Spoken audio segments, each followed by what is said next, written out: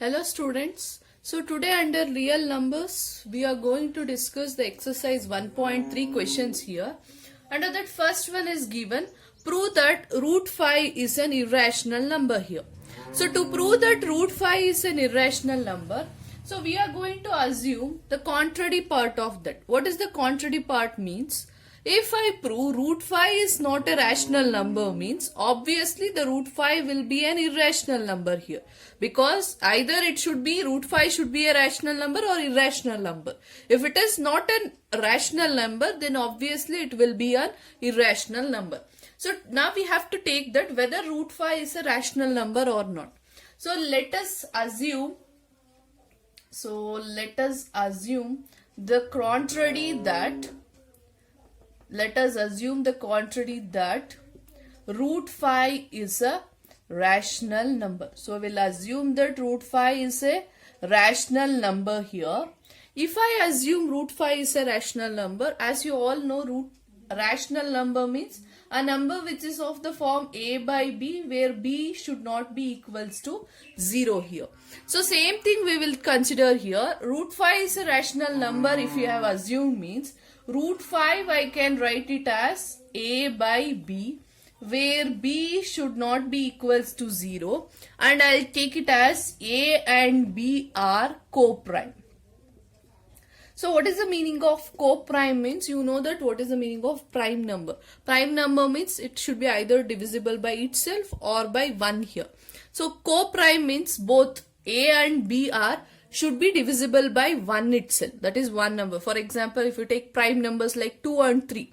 2 and 3 if I take means it should be divisible by 1 2s are 1 3s are. It should be the both a and b should be divisible by 1 itself. So that is why we'll take it as co-prime here. Both of them should be divisible by one prime number here. You know that one prime number means only it is possible is 1 here.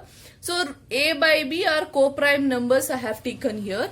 Root 5 equals to a by b means if I simplify root 5 into b, I'll take to here equals to a here. So now next step is squaring on both sides of the equation. If I do squaring, so root 5 whole square means 5 b square equals to a square here. So if you see here, this equation is like the theorem 1.3 which we have discussed.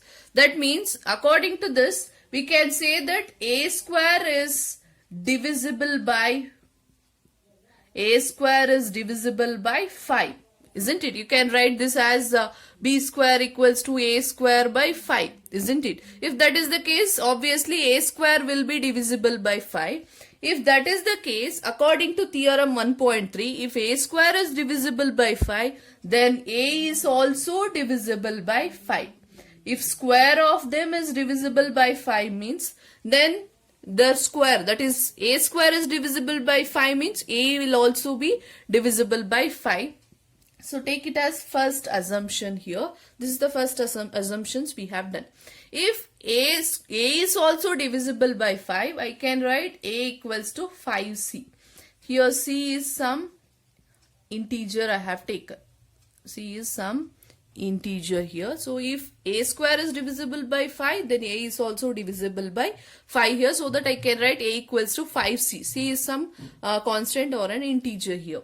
So now a equals to 5c is there. Let me substitute this a value in this equation here. So if I substitute 5b square equals to a square, in place of a 5c, 5b square equals to 5c whole square. So 5b square equals to 5 5s are 25c square, 5 1s are 5 5s are. So b square equals to 5 times of c square you have got. So what is this contradictory we are going to say here? If a square, b square equals to 5c square means what we wish to do? C square equals to, we will write it as b square by 5. That means even b square is also divisible by 5.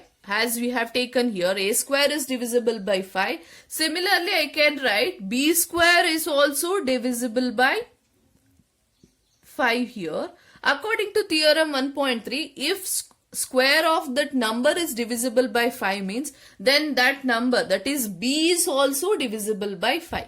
Just assume this as 2 here. In first one we have assumed that a square is divisible by 5 and a is divisible by 5. In the second one, even b square is also divisible by 5 here. But this is the reverse of the contradiction which we have taken here.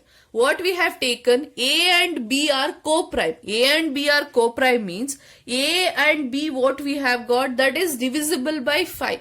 If it is divisible by 5 means whether the a and b values will be the co-prime.